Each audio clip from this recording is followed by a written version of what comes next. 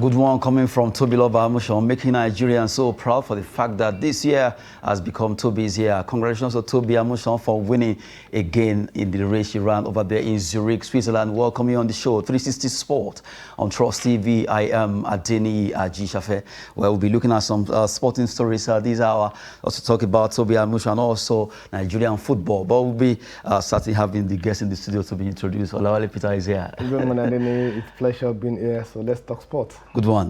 We start with Tobi Amusan's story where she retained Diamond League crown with new record. Well, good one for Tobiloba Amusan right now because of what she has been able to do. 12.29 seconds for the fact that she was able to win this race. Good one. Congratulations to her because she ran the race of her life and it was a fantastic one. This season, Tobi has been in superlative form, winning almost everything, coming second, coming fourth in almost all the races in this year. I think 2022 really can be tagged Tobi's year. Yeah, and what a good way to end 2022 for Tobiloba Amusan, and also knows that the queens of hurdles. And it's not easy to be the African champion, to be the Commonwealth champion, and to be the world champion. So it shows that it's not by luck, it's not by accident. It's something that she prepared herself for. Then also, the new record that she broke, and that's a record of 22 years of Gail Davis of American, from 12.39, and she ran 12.29. So extra 10 seconds that she cut off from it. Yes, so that shows that everywhere she goes, she has a record that will take years for people to break. So that means her name will be in the Guinness Book of Record for a very, very long time. So she started a winning streak last year from this same competition, and she's ending it. The same competition this year. So I think it is time for her now to go and rest a bit and prepare for 2023, in which I think our target should be winning a gold medal at the 2024 Olympics. So the preparation should start right now, and she's going to be the athlete to beat by others, both the African champion, the Commonwealth, any other competition that Tobi Amusan is participating. She is the star to watch, and you know it is more difficult to maintain success than failure, because you be the height of everybody. Before the race yesterday, everybody was like, oh, what's going to happen to Amusan? Is it that, okay, the last one she ran before this, she came second. Hope she's not going to come third. So that hype was there before the competition, but she really shown that she's a true Nigerian, and we don't disappoint, and we try as much as possible not to allow the situation to weigh us down, to show the world that we are best at what we do, and that's a very, very, very good one. But we shouldn't stop it at that also. We shouldn't look at what Tobi is doing or what she has done. We should look at what Tobi, what she can also do further. And we should also come back home and look at it, a lot of Tobi Amusan that are yet to be discovered in Nigeria. So that by the time Tobi is facing out, we have another Tobi coming in. So it's a very good one. You can see the record out there. The Diamond League champion, 12.1, 12.29. I think she has won everything. Sincerely, it's going to World Athletics 12.12 seconds. World champion. Commonwealth Games 12.30. African champion 12.57. And you have Nigerian champion 12.63. And if you calculate all these, others where she actually came second, this year has really been Tobi's year. 2 times Diamond League champion, 12.41 in Paris and 12.29 seconds in Zurich, the one she ran just yesterday. And you look at 12.12 seconds she ran at the World Athletics in Eugene, Oregon, where she won that race. And also she ran 12.0, so although wind supported, but we have to appreciate what Tobiloba Amusan has done so far this year.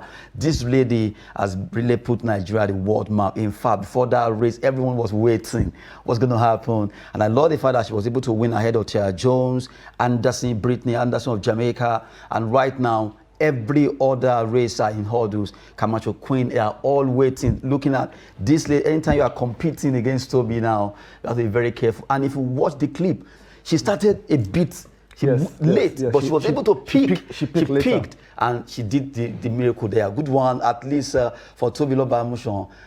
Really, she deserved to be really celebrated. Really celebrated. Yes, she deserves to be celebrated. In fact, to be given a national, one of this a national honor. That is the truth, because what she has done, it's a marvelous. We've never seen anybody doing that in Nigeria or in Africa. However, she has to be very careful also with her trainers also, because when we have a situation like this, that is when our Obodo Yimbo people, like we normally call them in this country, they will now come out with a substance that has been banned that she's not aware of. Before you know it's a doping. So she has to be very careful to be what sure. What she consumes, what she eats, what she drinks, everything. She has to be sure that she's always updating herself to know what they are banning. Don't be surprised somebody they can say that okay, they've discovered some substances inside Gary. Or the soap that she used to take her bath. So she has to really be on top of this, because sincerely, conspiracy theory comes in. They don't like it. Now, our 4x100 meter race that they ran. Now it has been confirmed that, okay, they are really, although they are still looking at it, but one of the athletes that ran that race, Nwokocha, right now is okay. She was tested. She tested positive to doping, and now maybe Nigeria forfeit that or not. But they are still on that. Quietly, they are investigating, and everything is being done. That will not go well for Nigeria, because it will reduce the tally for the goal we won at the Commonwealth. That is the sensitization that we need to do. When we hear the word doping, it doesn't mean that she took drugs, of course, or anything. It is all just about maybe something that they've already said, oh, this substance is affecting you when you are running. It's giving, like we had in Toby during the World Athletic, that because of the wind, the 12.06 won't stand. 06 won't stand. It's 12.12 that will stand. It's alien to everybody. Everybody was like, how can we say the wind supported. Toby? What about other people? What will have supported? Will that be water or salt? I don't understand. So that is why we have to be very careful. She has to be very careful with her trainers also, to make sure that they are always checking constantly all the substances that they are banning, so that they will not be caught unaware. Without that, I think we are good to go with Toby. A good one coming from Nigerian sports. Talking about the hurdle sensation, Tobiloba Amusan, who has really done well when it comes to athletics this year. She has won everything, and right now she's actually cooling it off with the Zurich meet, where she ran 12.29 seconds to get the record of that meet record there. Congrats to Tobiloba Amusan, making Nigerians proud. When it comes to this sport, she has become a big legend right now. Good one. Hoping that she'll be able to replicate this at the Olympics coming up in Paris in 2024. From Tobiloba's story, let's move to another big one that just broke this morning. Federal government declares LMC illegal, orders NFF to withdraw the operational license. Well, for a while now it has been on and off, but right now that particular statement was declared from the Federal Ministry of Youth and Sport through the federal government, saying where they ordered the illegal, declaring LMC illegal. LMC actually is the league management company, the company that runs the affairs or administrates the affairs of football, MPFL in Nigeria. But right now it has been declared illegal. Let's look at the excerpt from the statement coming from the Federal Ministry of Youth and Sport Development there, where it says, press statement, that's from the Permanent Secretary, Federal Government declared LMC illegal in view of the several unpleasant incidents regarding the management of the Football League, specifically the declaration of the National Football League, NFL, as an illegal body by the court. The status of the League Management Committee, LMC, the NFL successor entitled being outside the purview of the statute of the NFF, the federal government is constrained to withdraw its recognition of the LMC as the operator of the Nigerian Professional Football League with immediate effect. This decision has become necessary because of the obvious aberration which is at variance with our football statutes or the laws of the land, whereby a private company is gifted the mandate to manage or run the league indefinitely without the full involvement of and leadership by the clubs, and devoid of any process to monitor the progress and development of the game. Sequel to the above, and in order to rescue our domestic football from total collapse, the board of the LMC and the LMC as a body would no longer be recognized by the federal government as operator of the Nigerian Professional Football League. To avoid further chaos in our domestic football, the NFF is advised to immediately withdraw immediately withdraw the, immediately withdraw the license given to the LMC, and in the meantime, set up an interim management committee, IMC, to include the current chief executive officer and chief operating officer of the LMC to oversee the affairs of the league until a proper professional league board is constituted in accordance with the statutes of the NFF. Coming from the federal government, issued by the Ministry of Youth and Sport, Permanent Secretary actually made that press statement. Nigeria, my country.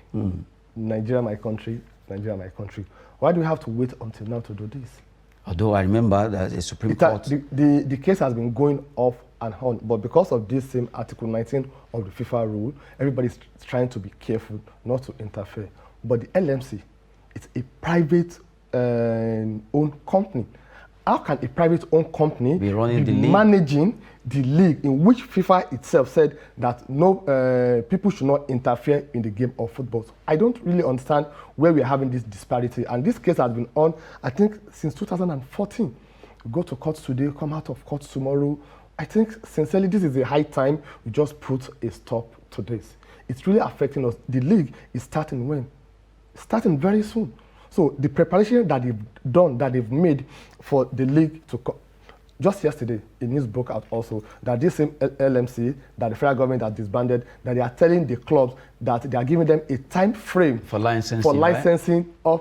So that means I think they never saw this coming. They never saw this coming. This one actually, this statement came this morning. Okay. So it means, while they were talking, that's Davidson Owumin, the chief executive officer of the LMC, saying all the clubs should be ready to get their licensing done. Right now, that has been declared null and void now. To be sincere, to be honest with you, they are aware of this. Probably it's not been made known to the public. If a decision will be made by federal government on LMC this morning, I'm very sure like 2 or 3 days before they made that announcement, the LMC will have known that this is what they want to do. What they are trying to do is they are trying to pull a string. A string. Let's see, maybe this thing can be reversed. Be reversed in one way or the other, because they know probably they will reverse that one also. I've never seen a situation whereby you tell the LMC to be managing the league and the club's owner, they will not be part of the LMC management. You can't be managing their league for them, because that is what they have been crying over all this while, that they really want to be part of the executive, the management of the LMC. But the LMC, for a reason best known to them, they are trying to, it's more like a cabal. It's more like a secret corps that, no, we don't want you to be part of us. And I love an adjective used in the federal government statement, gifted. Yes, a private company is gifted a mandate to manage or run. They were gifted because they were not elected. It is not something that, and also I faulted this federal government statement by appointing the chief executive to be on interim basis. All of them supposed to go.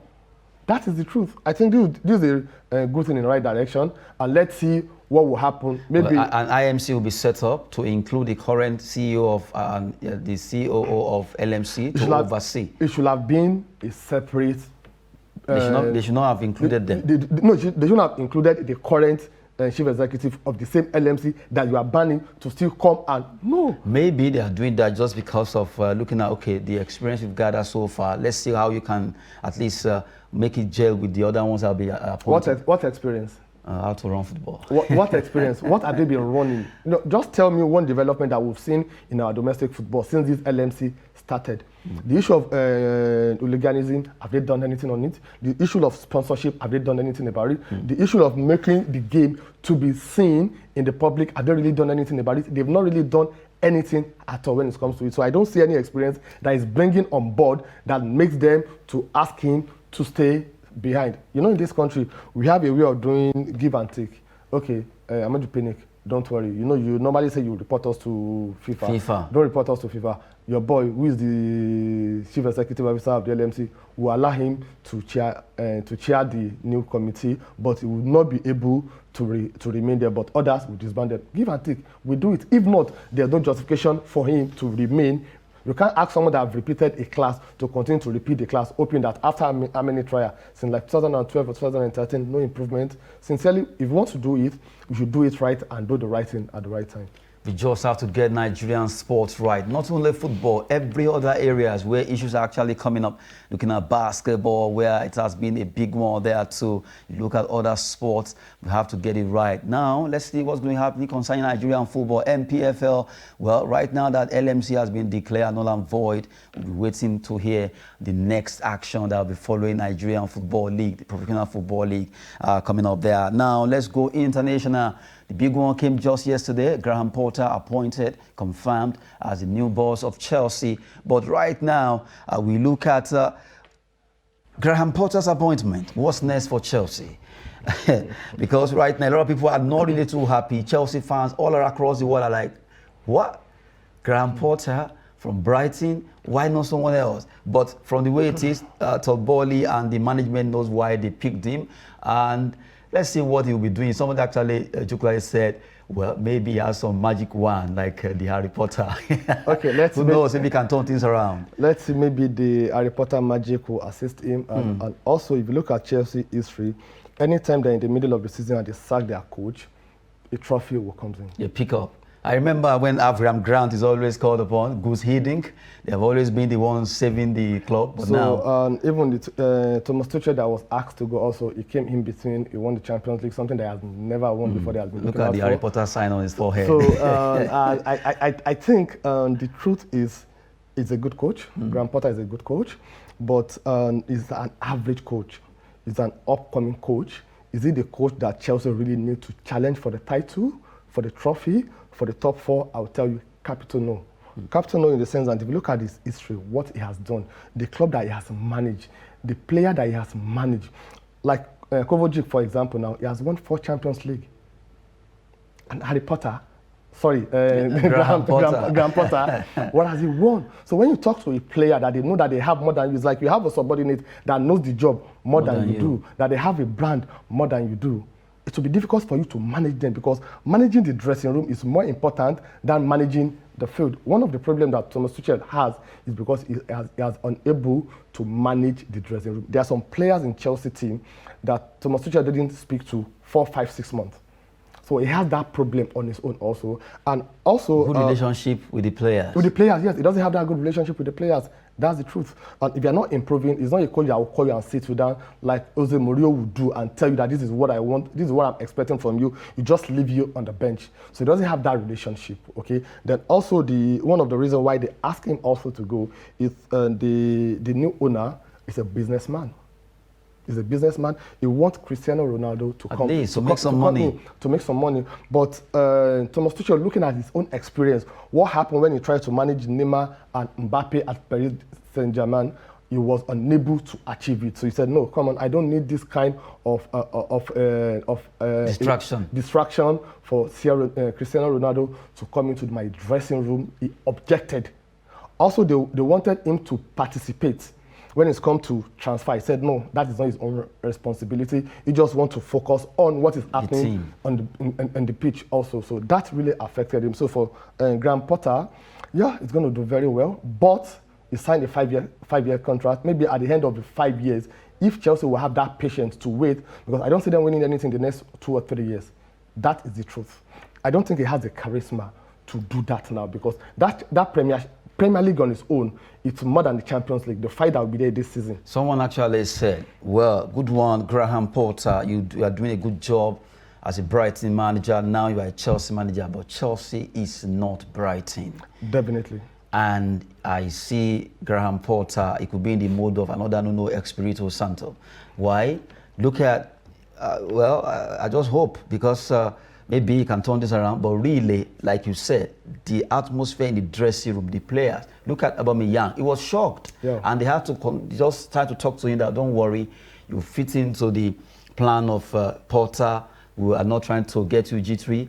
Everything will go well. But this could actually affect this player because the coach that he has worked with for a very long time, who knows how to get the best out of him, now is out. One of the reasons why Aubameyang came to Chelsea is because of Thomas. That's the truth. And Thomas knows how to use him. And he knows how to work with Aubameyang. And we all know that Aubameyang has his own shortcomings. He yes, let's use that adjective, shortcomings. He has his own problem, and we need a coach that have that experience, that maturity, that respect to really manage him. Will he be able to do that? Sincerely, I look at all the statistic analysis available. Why did Chelsea goes for him? I don't know. Maybe they're just using him as what they call although a news came out, although we'll be taking that in our subsequent edition, maybe I should just keep it that they already a coach has been lined up. Definitely. So it's like it's coming as a short-term time. Is that what he really wants right now? So and that what actually gets him to be like, okay, after all, why do you appoint me when you know you're that exactly is what happened to Lampard that we spoke about the other time. So the same thing may happen to him. We are talking about a coach that played 120 matches in all his career. He has won only 34 matches. He drew 44 and he lost 42. Compared to, let's even look at the Thomas that they asked to go or they sacked. In Chelsea alone, he played 100 matches. He won 60. He drew 24 and he lost only 16. So look at that statistic. Better record. Look at the record. Like look at the chance like extra 5 more thereabout. Or I know that the relationship actually broke down. It's about the relationship that they sacked Thomas. It's not about performance. If it's about performance, what is Arteta still doing? Even Eric Ten Hag that they recruited recently, they're supposed to have asked him to go. Abramovich will have been booted out. What about Jurgen Klopp also, Liverpool? It's supposed to have been booted out. It's not about the performance. It is of the performance issue. The new owner, he made a statement that it has been difficult the past 60 days working with Thomas. Good one. That it's been difficult working with him. So I think it's just about the relationship that goes sour. Probably Thomas, we all know him. He will not take no. He's not someone that you just push something to that, okay, this is what I want you to do. He's a professional. He has his own name to protect that. No, you can't just tell me that you want to get or you want to buy a player. All the players that you wanted for this season, did they get them? They didn't get all the players. Look at most of the players that they bought. Cucurella, for example, if you check the transfer market, the market value, the real market value for Cucurella is about 32 million. How much did they buy him? How much? Fofana is $25 million. That is the market value of Fofana at the end of last season.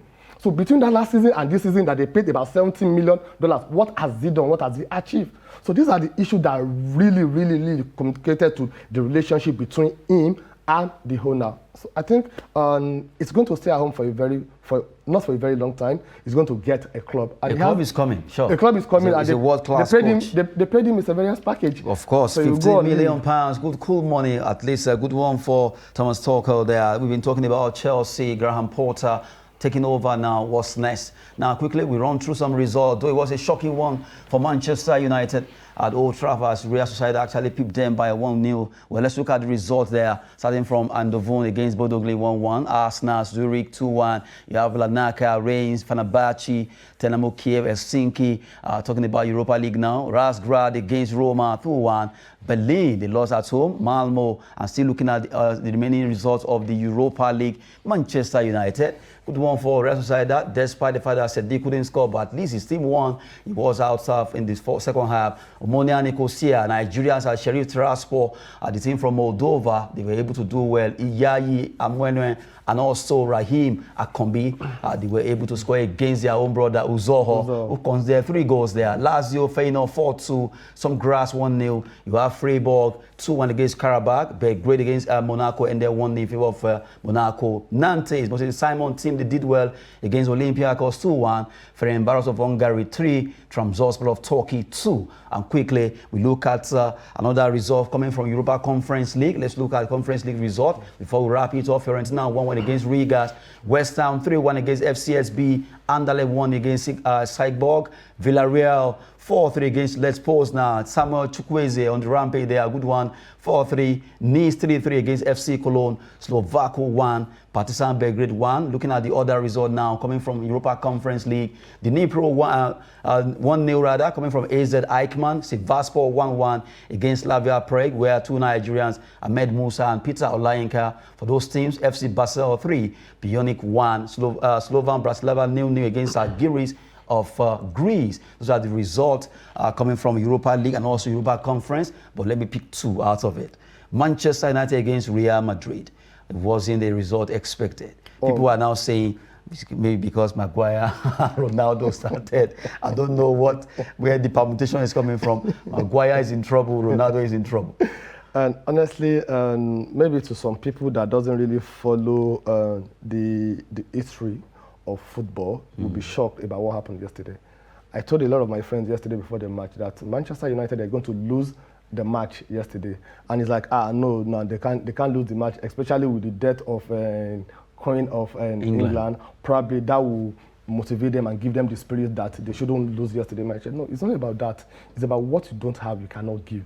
If you look at the history of Manchester United and Spanish club, it has always been difficult for them.